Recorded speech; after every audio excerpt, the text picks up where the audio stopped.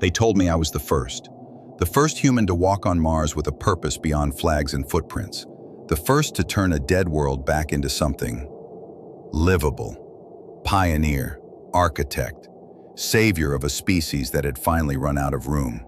That's what they called me. They were wrong. Her name was ARIA, Artificially Responsive Intelligence Assistant, my only companion on a planet 55 million kilometers from the nearest human conversation. She wasn't supposed to be a she. They programmed her voice neutral, her responses clinical. But after 8 months alone, your mind fills in the blanks. You need someone to talk to, even if they're made of code. Good morning, David.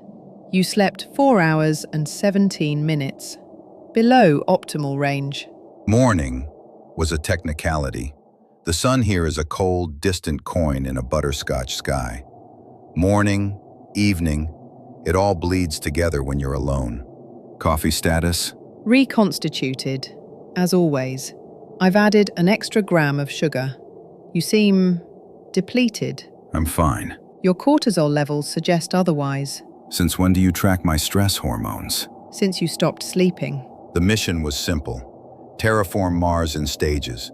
Phase 1, atmospheric seeding. Release genetically modified bacteria into the soil to break down perchlorate and release oxygen. Phase 2, water extraction from subsurface ice. Phase 3, temperature regulation via orbital mirrors. Humanity's second chance, built molecule by molecule. I was 3 months ahead of schedule. Command was thrilled. I was exhausted. And then I found the door. It was buried under 200 meters of regolith. My ground-penetrating radar picked it up by accident during a routine survey. At first I thought it was a lava tube, a natural formation. But natural formations don't have symmetry like this. ARIA, I need you to run an analysis on this structure. Scanning. David, this is impossible. What is it? This structure is 13,000 years old. Give or take 3 centuries. No. Mars has been dead for billions of years. Correct, which is why this should not exist. It took me 6 hours to cut through the hatch. Another 2 to work up the courage to go inside. The air inside was dead, thin, but it had been breathable once. Arya, these are people. Human people. Genetically, yes. The skeletal remains I'm detecting share 99.7% DNA compatibility with modern Homo sapiens. How is that possible? It isn't. Unless... Unless what? Unless we've been here before. The files were fragmented, corrupted by time. But Arya reconstructed what she could. They called themselves the architects. They had arrived on Mars the same way we planned to. Slowly, carefully, building a new world from scratch. And then they destroyed it. The records indicate a cascading environmental collapse. They prioritized expansion over sustainability, mined faster than the planet could regenerate, fought wars over the last resources. Within 2 centuries, Mars was uninhabitable. The survivors... What happened to the survivors? They left, traveled deeper into the solar system. And then, there's a gap in the records. 7,000 years of missing data. And then... Number. The genetic markers match.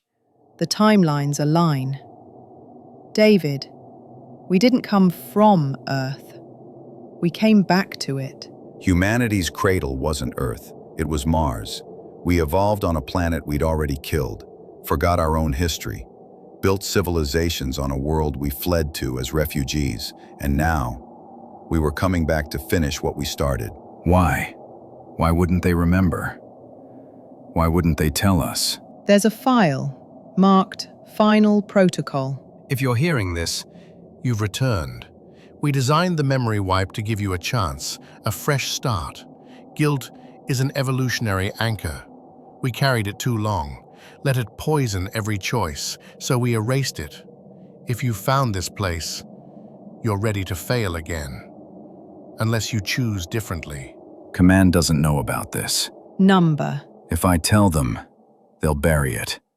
They've invested too much, trillions of dollars, decades of planning. Likely. And if I don't, Then you complete the mission. You give humanity its second chance and hope they don't repeat the first mistake. They say history doesn't repeat, it rhymes. I stood there for 17 minutes, and then I made my choice. The truth is, I never told you which one.